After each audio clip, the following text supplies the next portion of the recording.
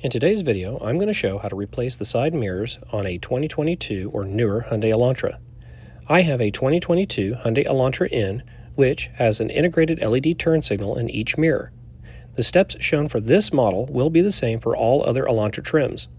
I'm having to replace my passenger side mirror because I mistakenly backed up too close to the side of my garage and flexed the mirror forward. This resulted in me separating the mirror housing, breaking the textured part of the housing, and LED turn signal. I called my local Hyundai dealership to get a quote on which would be less expensive, buying the mirror housing and turn signal or replacing the entire mirror assembly. I was shocked that a complete housing would be only slightly more expensive than replacing the individual parts. The cost was going to be over $500. I thought this was overly expensive, so I decided to look for a part pulled from a damaged Elantra N. Luckily, there were several available on eBay in good condition. I purchased a complete mirror assembly for $120 shipped. It arrived well packaged and in good condition. Begin the install process by using a plastic trim tool to remove the corner sail panel. Start at the top of the panel, popping each clip as you work towards the bottom of the panel. When the panel has been removed, you'll be able to see the mirror's wire harness and 2 of the 3 nuts holding it to the car. The door panel will need to be removed to gain access to the 3rd nut. To remove the door panel, take a small flathead screwdriver and pop up the square cover located at the bottom of the inner door handle. Use a Phillips head screwdriver to remove the screw under the cover.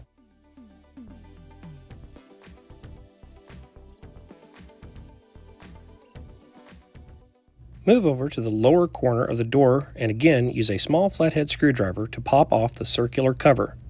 Next, use a Phillips head screwdriver to remove the screw located under the cover.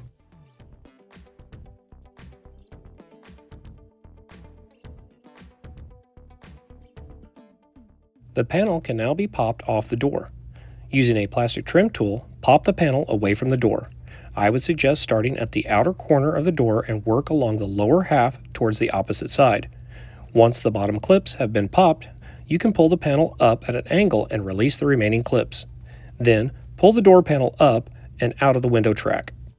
With the panel separated from the door, you'll need to unhook the door handle cable, then detach the door switch wire harness, and finally detach the factory tweeter wire harness. Now that the harnesses have been detached from the panel, set the panel to the side.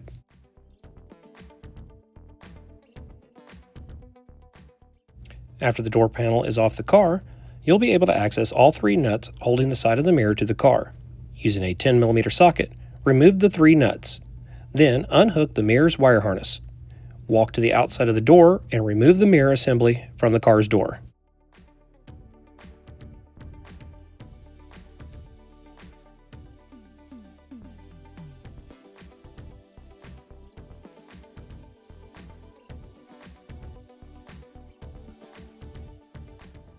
Grab the new mirror assembly and place it back into the door.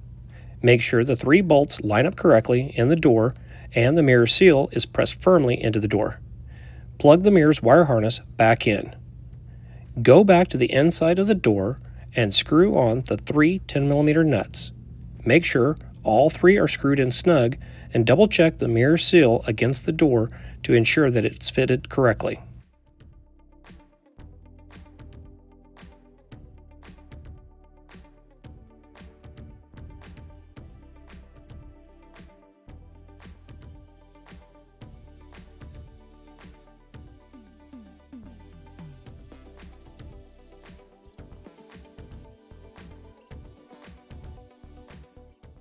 Before reinstalling the door panel, make sure to test the new mirror's motor function and LED if equipped.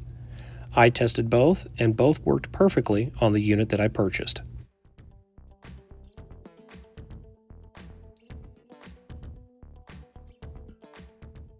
With the mirror tested, go ahead and reinstall the door panel. Reattach the door handle cable, door switch wire harness, and tweeter wire harness.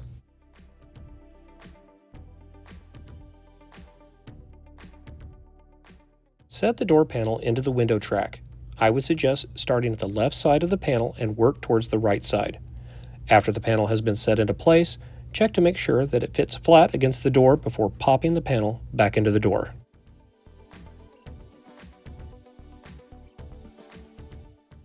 Once the door has been popped back into the door, screw in the lower side screw back into the door. Pop the small circle cover over the screw. Screw the door handle screw back in and fold the cover back over the screw.